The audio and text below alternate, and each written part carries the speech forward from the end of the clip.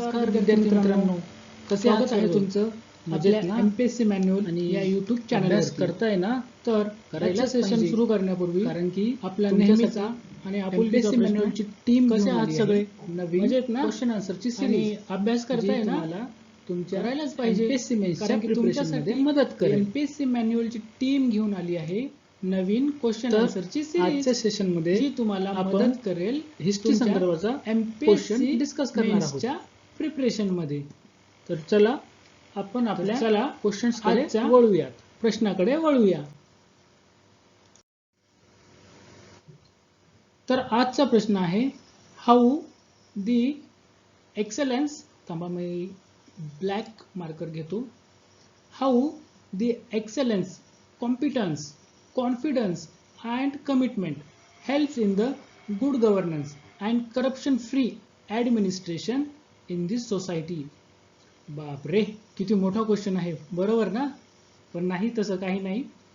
आपला जो main question आहे तो इथे आहे, गुड गव्हर्नन्स. हे बघा, जेव्हा केव्हा तुम्हाला क्वेश्चन्स खूप मोठा वाटत असेल ना, तर समजून जायचं की त्याच्यामध्ये एखादा तरी हा कीवर्ड लपलेला असतो आणि तो का एकदा आपण शोधून काढला की आपलं अर्ध काम इथेच होऊन जातं, बरोबर? तर आजचा क्वेश्चन काय आहे की एक्सलन्स, कॉम्पिटन्स, कॉन्फिडन्स आणि कमिटमेंट या गोष्टी गुड गव्हर्नन्ससाठी कशा उपयोगाच्या आहेत, गुड गव्हर्नन्स आणि करप्शन फ्री ॲडमिनिस्ट्रेशनसाठी, बरोबर? तर चला आपण आपल्या आन्सरकडे वळूया. आता जसं की आपण क्वेश्चन मध्ये बघितलं की आपला जो कीवर्ड होता तो गुड गव्हर्नन्स होता, बरोबर? आता गुड गव्हर्नन्स म्हणजे काय, तर त्या अगोदर आपल्याला गव्हर्नन्स म्हणजे काय हे तर समजायला हवं ना. याची तर डेफिनेशन माहीत असायला हवी की गव्हर्नन्स म्हणजे नेमकं काय. तर इथे मी 3 डेफिनेशन दिले आहेत गव्हर्नन्सच्या, ज्या तुम्हाला सुटेबल वाटतील त्या तुम्ही एक्झाम मध्ये लिहू शकता, बरोबर? तर गव्हर्नन्स म्हणजे काय, तर पहिलं आहे की the way in which government is governing. Keyword लक्षात ठेवा, the way in which government is governing is called as governance. म्हणजेच जे काही आपलं सरकार आहे ना, ज्याला आपण शासन म्हणतो, तर ते आपल्यावर कशा प्रकारे राज्य करते याला प्रशासन म्हणतात. येते लक्षात? तर शासन आणि प्रशासन यामधील हा जो डिफरन्स आहे ना, याला काय म्हणायचं, गव्हर्नन्स. येते लक्षात? तर आपण याची पहिली डेफिनेशन बघितली. आता दुसरी डेफिनेशन काय आहे ती बघूया की how the government using their economic, political and administrative authorities for well-being of the country's citizen. country's citizen म्हणजे कोण, तर आपण नागरिक, बरोबर? तर दुसऱ्या डेफिनेशन मध्ये असं म्हटलं आहे की ही जी गव्हर्नमेंट आहे, जी आपण निवडून दिलेली आहे, ती त्याच्या इकॉनॉमिक म्हणजे काय, तर आर्थिक, पॉलिटिकल म्हणजे राजकीय आणि ॲडमिनिस्ट्रेटिव्ह म्हणजेच त्यांचे जे काही प्रशासन आहे ते कशा प्रकारे तेथील जनतेच्या कल्याणासाठी, त्याच्या विकासासाठी वापरते, त्यालाच गव्हर्नन्स असे म्हणायचं. आणि थर्ड काय आहे, तर it's a decision making body. Obviously he definition म्हणता येणार नाही, हा त्याचा कीवर्ड आहे की ही एक डिसिजन मेकिंग बॉडी आहे. फॉर एक्झाम्पल, समजा इथे मी एक डायग्राम काढली आहे. या डायग्राम मध्ये गव्हर्नमेंट कोणती आहे, तर हा जो कोर पार्ट आहे ना, तो गव्हर्नमेंट आहे आणि त्याच्यानंतरचा जो पार्ट आहे त्याला गव्हर्नन्स म्हणतात. म्हणजेच governance is a part of government. म्हणजे इथं होलसोल ऑथॉरिटी कोणती आहे, तर गव्हर्नमेंट, आणि त्याच्यामध्ये गव्हर्नन्स येतं, बरोबर? चला आता आपण गव्हर्नन्स याची डेफिनेशन बघितली, बरोबर? मग आता गुड गव्हर्नन्स म्हणजे काय, तर गुड गव्हर्नन्स काय आहे याबद्दल आपल्याला आचार्य चाणक्य यांनी त्यांच्या अर्थशास्त्र या बुकमध्ये खूपच छान प्रकारे त्यांनी सांगितलं आहे की गुड गव्हर्नन्स म्हणजे काय. त्यामध्ये त्यांनी qualities of good governance by the ruling king, म्हणजे जो कोणता राज्यकर्ता आहे त्याने गुड गव्हर्नन्ससाठी कोणत्या कोणत्या क्वालिटीज पाहिजे, म्हणजे कोणत्या क्वालिटीज असायला हव्यात, त्याचे त्यांनी अर्थशास्त्र या बुकमध्ये सांगितले आहे. हे बघा इथे आहेत आचार्य चाणक्य आणि ते त्यांची बुक लिहित आहेत अर्थशास्त्र. कारण की त्या काळी तर काही कागदाचा शोध लागलेला नव्हताच ना, बरोबर. तर ते या झाडांपासून बनवलेल्या ज्या काही लाकडाच्या वस्तू आहेत, वस्तू इन द सेन्स ती एक बुकच होती त्यांची, पण त्यांनी ती त्या प्रकारे बनवली होती, बरोबर. तर त्यांनी त्यांच्या या अर्थशास्त्र या बुकमध्ये 3 प्रकारे सांगितलं की गुड गव्हर्नन्स काय असू शकते. तर पहिलं आहे की in the happiness of subjects lies his happiness, म्हणजेच इथे हिज आणि इथे हिज कन्फ्यूज होऊ नका. हिज इथे कोणत्या अनुषंगाने वापरला आहे, तर हा जनतेच्या अनुषंगाने वापरला आहे. आणि हे जे हिज आहे हे राजाच्या अनुषंगाने वापरलं आहे. तर काय काय म्हणणं आहे हे बघा, मी तुम्हाला इथे प्रत्येक गोष्टींची जिथे जिथे तुम्हाला अडचण येऊ शकते मी ती प्रत्येक गोष्ट तुम्हाला सांगत आहे. आणि जर तुम्हाला पण कुठे अडचण आलीच तर तुम्ही कमेंट सेक्शनमध्ये सांगा, आपण त्याला नेक्स्ट लेक्चरमध्ये तुमची कमेंट सॉल्व्ह करूया. तर in the happiness of his subjects lies his happiness, म्हणजे जनतेचं ज्यामध्ये सुख आहे त्यातच राजाचं सुख आहे, म्हणजेच ही एक गुड गव्हर्नन्सची क्वालिटी आहे, असं कोण, तर आचार्य चाणक्य म्हणतात. त्यानंतर दुसरी काय आहे, तर in their welfare lies his welfare, म्हणजे जनतेचे ज्या गोष्टीमध्ये कल्याण आहे त्या गोष्टीमध्ये राजाचे सुद्धा कल्याण असायला पाहिजे. आणि तिसरी आहे what ever pleases himself he shawl not consider good, म्हणजे राजाला जे योग्य वाटतं ते महत्त्वाचं नाही, तर जनतेसाठी काय योग्य आहे ते महत्त्वाचं आहे. फॉर एक्झाम्पल समजा इथे एक सोसायटी आहे, आपण फक्त एक्झाम्पलसाठी घेतोय, आणि इथे असे लोक राहत आहेत आणि राजाला जर वाटले की या जागेमध्ये मी ही जी सोसायटी आहे इथे तर गरीब लोक राहत आहेत, बरोबर. आता हे गरीब लोक राहत आहे म्हटल्यावर राजाने असा विचार केला की त्याला इथे सोसायटी म्हणजे नवीन बंगला, बरोबर, नवीन बंगलो त्याला बांधायचा आहे. परंतु ही राजाची इच्छा झाली, इथे जनतेचं काय म्हणणं आहे ते राजाने ऐकून घेतलं पाहिजे, यालाच आपण गुड गव्हर्नन्स असं म्हणू शकतो, बरोबर. तर आपण चाणक्यांचं तर काय त्यांच्या बुकमध्ये म्हणणं होतं ते ऐकून घेतलेलं आहेच, पण आता अगदी शॉर्टकटमध्ये जर गुड गव्हर्नन्स म्हणजे काय हे समजून घ्यायचं असेल तर good governance means reaching the government schemes to the last section of the society. Last section of the society हा इथे कीवर्ड आहे. Last section of the society म्हणजे काय, तर समाजातील जो काही दुर्बल पुन्हा वंचित जो कोणता घटक आहे त्या घटकापर्यंत सरकारच्या पूर्ण ज्या काही योजना आहेत त्याची त्या सेक्शन ऑफ द सोसायटीपर्यंत सुविधा पोहोचवणे म्हणजेच गुड गव्हर्नन्स असं सुद्धा आपण म्हणू शकतो. हे बघा इथे या पिक्चरमध्ये आपल्याला स्पष्टपणे दिसत आहे की हा एक गव्हर्नमेंट ऑफिसर असू शकतो, म्हणजे आहेच कारण त्याच्या हातामध्ये पेपर्स वगैरे आहेत आणि तो येथील जे कोणते गावकरी आहेत त्यांना कदाचित गव्हर्नमेंटच्या स्कीमबद्दल माहिती सांगत आहे किंवा सांगत असेल. आता या गव्हर्नन्सबद्दल काय आहे तर components of good governance given by the United nation, म्हणजे युनायटेड नेशनने सुद्धा एक गाईडलाईन म्हणा किंवा एक डायरेक्टिव्ह रिलीज केलेला आहे की, आणि ते आपण पुढे बघणारच आहोत. तर या ज्या डायरेक्टिव्ह आहेत किंवा कॉम्पोनंट्स आहेत, these components plays the role of excellence, competence, confidence and commitment, म्हणजे जे काही आपण आपल्याला क्वेश्चनमध्ये विचारलेलं आहे हे सर्व या गाईडलाईन्समध्ये किंवा या कॉम्पोनंट्समध्ये त्याची फुलफिलमेंट होते. म्हणजेच जरी आपल्याला एक्झाममध्ये हे जरी विचारलं नसतं, जो आपला मेन क्वेश्चन आहे ना, आपण क्वेश्चन डिस्कस केला होता, त्यामध्ये हे जरी विचारलं नसतं तरी हे जे कॉम्पोनंट्स आहेत युनायटेड नेशन्सने दिलेले 8 कॉम्पोनंट्स, यामधून आपल्याला या सर्व गोष्टींची परिचिती आली असते. बरोबर.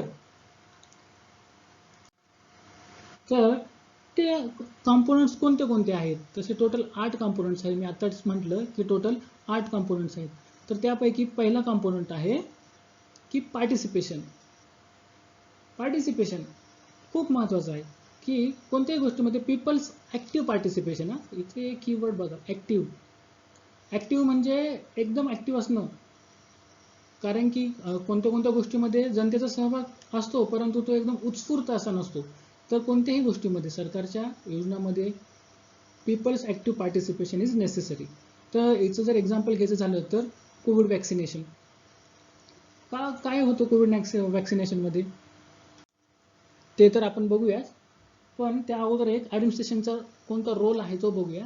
की to implement the government's decision, it is the responsibility of the administration. म्हणजेच गव्हर्नमेंटची जी कोणती स्कीम्स असतील किंवा त्यांनी जे काही डिसिजन्स घेतले असतील त्याला ग्रास रूटवर म्हणजे समाजामध्ये इम्प्लिमेंट करण्याचं काम कोणाचं असतं, तर हे ॲडमिनिस्ट्रेशनचं असतं. बरोबर. आता आपण कोविड वॅक्सिनेशनकडे बोलूया. तर जेव्हा आपल्याकडे कोविड आला होता तेव्हा गव्हर्नमेंटने गव्हर्नमेंटने स्वतः कमिट केलं होतं की सर्व सिटीजनना फुल्ली वॅक्सिनेट करणार म्हणून. बरोबर.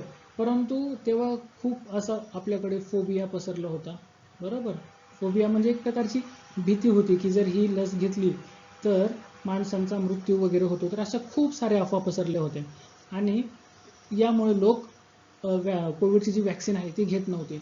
त्यामुळेच जे आपले ॲडमिनिस्ट्रेशन आहे त्यांनी काय केलं तर लोकांना विश्वासात घेतलं आणि त्यांना विश्वासात घेऊन असं कोणताही दुष्परिणाम होत नाही याची प्रचिती आणून दिली, हे त्यांना पटवून दिलं.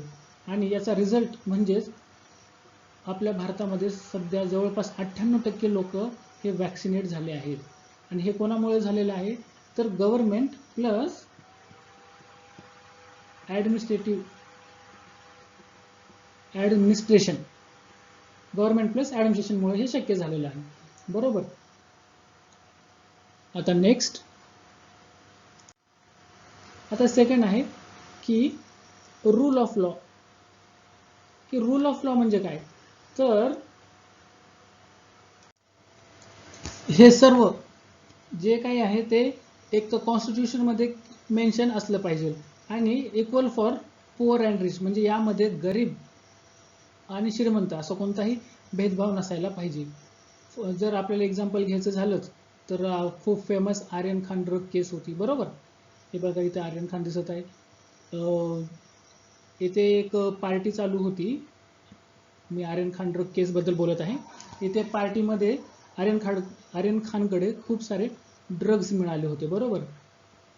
तर जो कोणता ऑफिसर इन्चार्ज होता तो हे प्रकरण मिटवू शकला असता, म्हणजे त्यांच्याकडून त्याने लाच घेतली असती आणि हे प्रकरण मिटवू शकला असता, परंतु त्याने तसे केले नाही. म्हणजेच त्याने करप्शन फ्री सोसायटी याला जास्त प्राधान्य दिलं. त्याने म्हणजे कोण हो, तो एक सिव्हिल सर्वंट होता, भारताचा सुजाण नागरिक होता, म्हणून त्याने या गोष्टीला प्राधान्य दिले. मी जे हे काही आपण एक लास्टची पण जर स्लाइड बघितली असेल तर त्यामध्ये रेड कलरने काही गोष्टी मार्क केल्या आहेत. त्याच्या पाठीमागचा उद्देश हाच आहे की आपल्याला, आपण जे क्वेश्चनमध्ये जे 4 कीवर्ड्स बघितले होते ना, कोणते कोणते होते, एक्सलन्स होता, कॉम्पिटन्स होता, कॉन्फिडन्स होता आणि करप्शन फ्री असं काहीतरी होतं. बरोबर. तर ह्या सर्वांचे एक कीवर्ड्स होते. म्हणजे जेव्हा तुम्ही ही स्लाइड रीड करताल ना तेव्हा तुम्हाला लगेच या गोष्टी लिंक होतील, म्हणून त्या आपण रेड कलरने डिनोट केल्या आहेत. थर्ड वन बघूया. आता तिसरं आहे ट्रान्सपरन्सी. बरोबर. ट्रान्सपरन्सी कशी पाण्यासारखी असली पाहिजे. हे बघा इकडे एक झाड आहे, परंतु हे किती या काचेच्या गोळ्यातून सुद्धा आपल्याला एकदम स्पष्टपणे ट्रान्सपरंट दिसत आहे. बरोबर. अगदी तसंच ट्रान्सपरंट हे आपलं ॲडमिनिस्ट्रेशन सुद्धा असणं अपेक्षित आहे, तरच ते गुड गव्हर्नन्स मध्ये येऊ शकतं. तर कसं, तर फॉर एक्झाम्पल एखादा प्रोजेक्ट आहे, समजा इथे आपल्याला गव्हर्नमेंटने इथे विहीर वगैरे खोदायची आहे, बरोबर, इथं विहीर वगैरे खोदायची आहे. तर याला गव्हर्नमेंटने किती पैसा सँक्शन केले आहेत, तर त्यापैकी ॲक्च्युअलमध्ये किती खर्च झाले आणि किती म्हणजे खर्च झाले आणि किती पैसे उरले, याचा पण हिशोब आपण जर जनतेला दिला पाहिजे. आपण म्हणजे कोण, तर याचं जो कोणी हे काम ज्या कोणत्या ऑफिसरच्या अंडरमध्ये येतं, जर त्याने केलं तर हे एक गुड गव्हर्नन्सचं एक्झाम्पल सेट होऊ शकतं, बरोबर. म्हणजेच that is his competence and commitment for corruption free administration. म्हणजे हे सुद्धा त्या एका सनदी सेवकाचे लक्षण आहे. म्हणजे संधी सेवकाची ही एक प्रकारची जबाबदारी आहे, बरोबर. नंतर फोर्थ बघूया. चौथा आहे कन्सेन्सस ओरिएंटेड. म्हणजे यात कसं की जे डिसिजन टेकिंग आहे तर ते मेजॉरिटीने झालं पाहिजे. म्हणजे समजा 100 लोक आहेत आणि त्यापैकी एखादा डिसिजन घ्यायचा आहे, तर ॲटलिस्ट 51% लोक त्या डिसिजनशी सहमत असले पाहिजे. असं नाही की मनमानी कारभार करायचा, बरोबर. आणि यामध्ये लिसनिंग पीपल्स व्हॉइस असं पण येऊ शकतं. आता आपण एक खूप अशी 2020चं शेतकऱ्यांचं फार्म बिल होतं, बरोबर.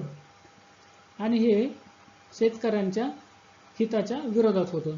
म्हणून शेतकऱ्यांनी जेव्हा जेव्हा हे बिल कायद्यामध्ये रूपांतरित झालं तेव्हापासून शेतकऱ्यांनी याला विरोध केला, बरोबर.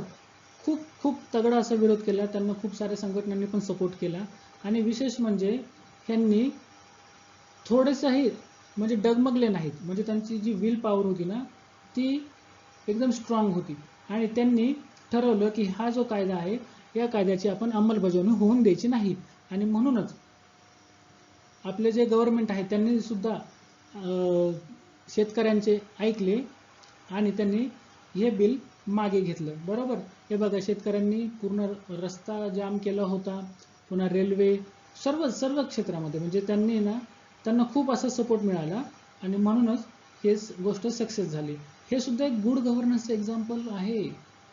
कारण की गुड गव्हर्नन्स, कारण